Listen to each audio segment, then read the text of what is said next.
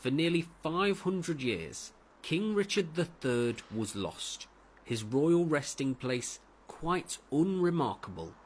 But a decade on, the story of his discovery remains just as astonishing. This is the courtyard, the playground of the Victorian school that the King Richard III Visitor Centre's in, and through this door is the car park where Richard III was found. After extensive research, writer Philippa Langley fixed upon a part of this car park, even describing a sensation in the exact place Richard was buried. A team of archaeologists from the University of Leicester started digging. Within just a few hours, he'd been found, with curved spine and DNA for proof. Phil Hackett is from the Richard III Visitors Centre. There was an R marked on the tarmac, and she said she had a feeling that that's where he was, which, you know, obviously sounds insane, and yet she was proven right. And then on top of that, the DNA sequencing is a speciality of the University of Leicester, and the living relatives were the last ones in the line because they haven't had children. It really is the most incredible archaeological detective story ever told.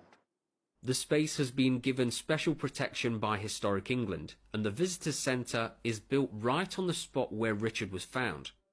Richard III was the last Plantagenet king. His family ruled England for 300 years, until he died at the Battle of Bosworth in 1485.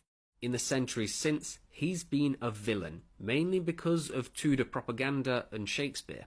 But many historians argue in his favour. Richard Smith is from the King Richard Society.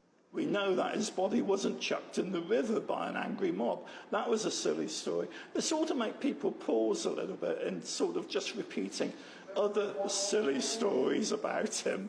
Molly studied history at uni. She volunteers helping to share Richard's story. Keeping that enjoyment in history alive, keeping the relevance that history is alive is really important. Richard now rests at Leicester Cathedral. It's closed for renovations, but tourists still come in their thousands. Peter is Leicester's elected mayor. Many tens of thousands, if not hundreds of thousands of visitors brought here as a result of this. And, of course, that's a major boost for our economy as well. And we've seen, for example, an increase 60% in the number of hotel rooms in the city. Jane is from Sheffield. She's visiting family, but couldn't miss the chance to come here. I mean, I can remember when they said, you know, they're going to dig, try and find him, and you think, well, needle in a haystack, don't you? And the fact that they actually found it and then helped to prove, obviously, that it was him, well, it's amazing. In a fresh turn for the tale, the remaining car park is up for auction. It's expected to reach £4 million. The story that comes with it is quite priceless.